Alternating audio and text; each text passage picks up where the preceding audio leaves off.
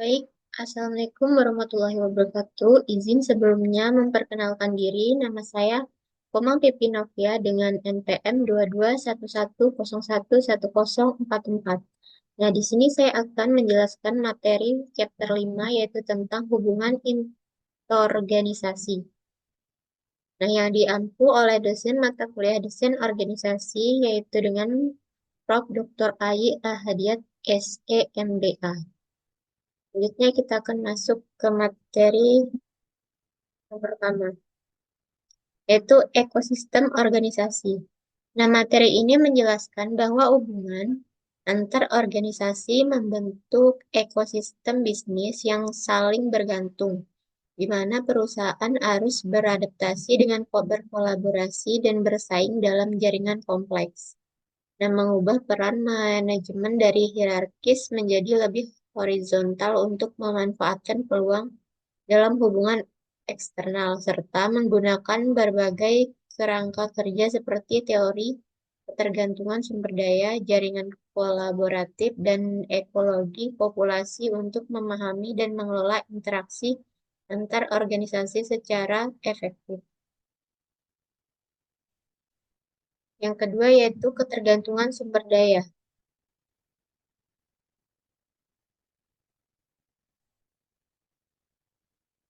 Nah, ketergantungan sumber daya ini sebagai pandangan tradisional tentang hubungan antar organisasi, di mana organisasi ini berusaha meminimalkan ketergantungannya terhadap penyediaan sumber daya dengan membangun hubungan yang kuat dengan pemasok melalui manajemen rantai pasokan yang efisien, termasuk penggunaan teknologi untuk transparansi data, serta mempertimbangkan implikasi kekuasaan di mana perusahaan besar dapat mendominasi pemasok kecil dan memaksa mereka untuk memenuhi tuntutan yang lebih tinggi tanpa menaikkan harga, sementara pergeseran kekuasaan juga terjadi di industri teknologi dan penerbitan akibat kondisi ekonomi yang sulit.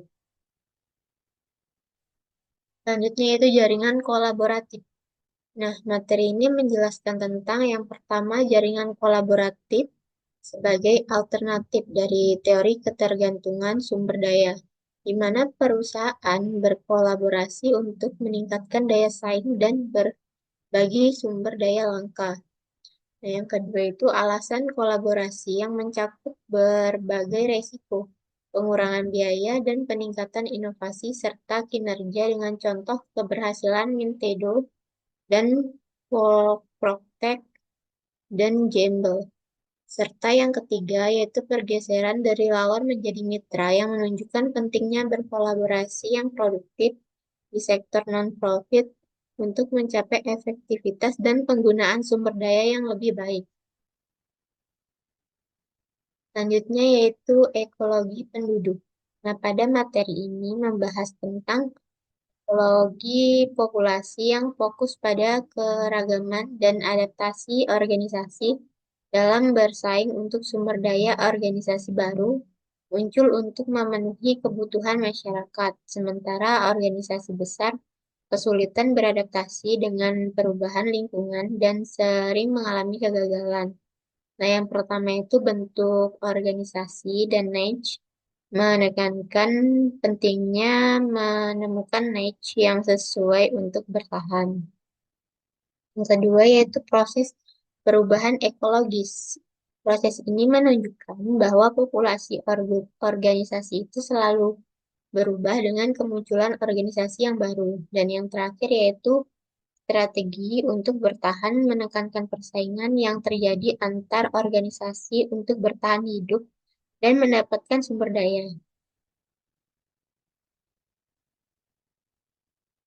Selanjutnya yaitu institusionalisme. Yaitu materi ini membahas institusionalisme yang menjelaskan bagaimana organisasi bertahan dan berhasil melalui kesesuaian dengan harapan lingkungan dan legitimasi yang penting untuk diterima oleh pemangku kepentingan di mana organisasi ini membentuk struktur dan proses untuk memenuhi norma serta nilai eksternal yang mengarah pada keseragaman dalam bentuk dan praktik yang dikenal sebagai isomorfisme. Nah, dengan dua dimensi ini, organisasi teknis dan institusional, di mana dimensi institusional ini dipengaruhi oleh ekspektasi lingkungan, serta tiga mekanisme adaptasi institusional, yaitu kekuatan mimetik atau meniru, koersif atau pengaruh politik, dan normatif itu latihan bersama yang berkontribusi pada munculnya kesamaan di antara organisasi. Nah, yang terakhir itu kesimpulannya. Nah, materi ini menjelaskan evolusi penting dalam hubungan antar organisasi, di mana organisasi ini melihat diri mereka sebagai bagian dari ekosistem yang mengutamakan kolaborasi dan persaingan dengan empat perspektif yang menjelaskan hubungan tersebut.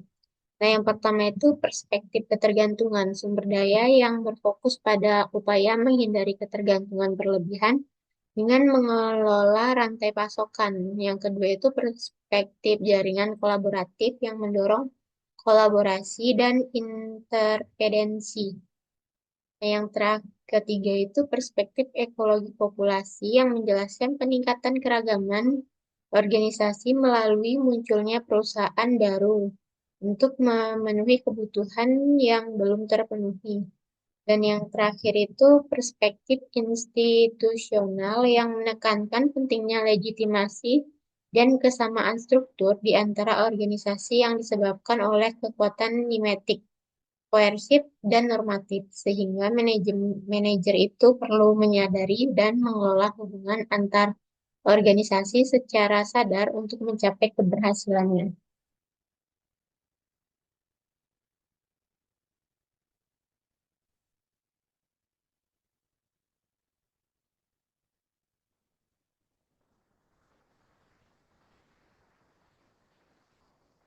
Jadi, yang dibahas ini tentang hubungan antar organisasi dalam konteks ekosistem bisnis.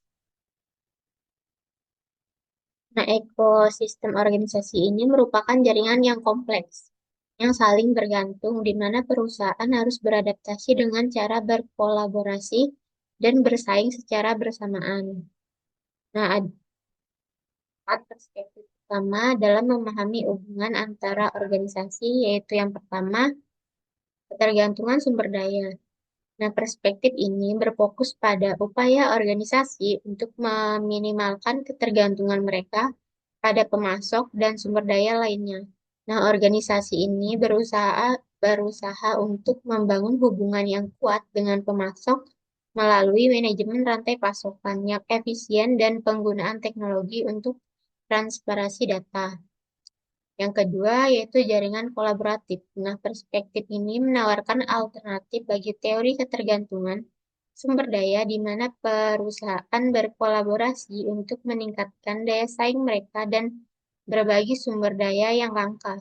Kolaborasi ini dapat mendorong pengurangan risiko, biaya, dan peningkatan inovasi serta kinerja. Yang ketiga yaitu ekologi populasi. Nah, perspektif ini berfokus pada keragaman dan adaptasi organisasi dalam bersaing untuk mendapatkan sumber daya.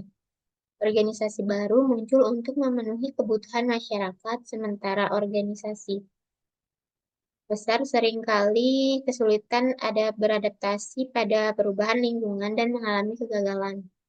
Dan yang terakhir itu institusionalisme. Nah, perspektif ini menjelaskan bagaimana organisasi ini bertahan dan berhasil melalui kesesuaian mereka dengan harapan lingkungan dan legitimasi yang penting untuk diterima oleh pemangku kepentingan.